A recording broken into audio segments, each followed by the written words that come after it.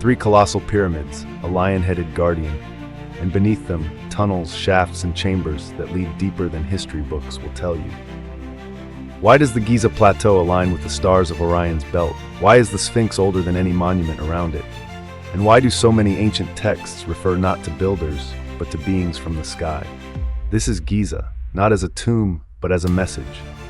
A blueprint left behind, for those who still look up. Just behind the Sphinx lies something few tourists ever see.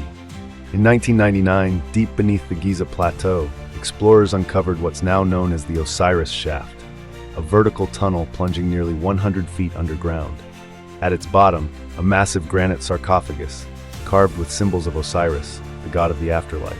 Some say it was ceremonial. Others whisper it was a chamber for transformation, teleportation, or even resurrection. Why was it sealed for millennia, and what was truly kept or released down there? That granite sarcophagus? It was empty.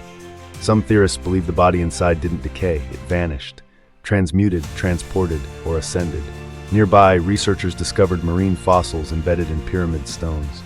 Was Giza once underwater, or was it intentionally submerged to bury evidence? Ancient legends speak of a great flood, not as punishment, but as a reset, a cosmic erasure, a cover-up. In 2002, tiny robots crawled into sealed shafts inside the Great Pyramid. What they found defied expectations: small copper fittings, sealed limestone doors, red pigment symbols, some theorists say not language but circuits, schematics, electrical inscriptions, or blueprints for a machine long shut down. Why seal these shafts? Why hide copper inside solid rock, unless it once carried something that wasn't meant for us? Engineer Christopher Dunn proposed something radical. The Great Pyramid wasn't a tomb, it was a hydrogen reactor. According to this theory, the chemical ingredients placed inside the queen's and king's chambers mixed to generate hydrogen gas.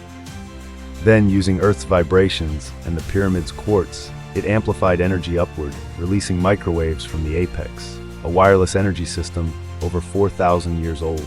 A coincidence? Or proof that the ancients had power we no longer understand? Pharaoh Akhenaten was unlike any other ruler.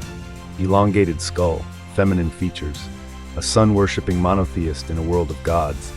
Theorists believe he wasn't entirely human, and he knew it. Similar skulls found in Peru and Egypt show no cranial fusion lines, suggesting they weren't shaped but born that way. Were they descendants of another race, or reminders that Earth was once home to more than humans? In front of the Sphinx sits a stele carved by Thutmose IV, describing a flashing eye that spoke to him in dreams. Some say this was metaphor. Others say it was technology, a light-emitting, intelligent device embedded within the Sphinx's head. Legends across cultures describe eyes of the gods, devices that watch, warn, or awaken. What if the Sphinx wasn't a guardian, but a guide? Mummification, star maps, Sirius. The Egyptians believed death was not an end, but a return to the stars. Anubis, the guide. Osiris, the risen.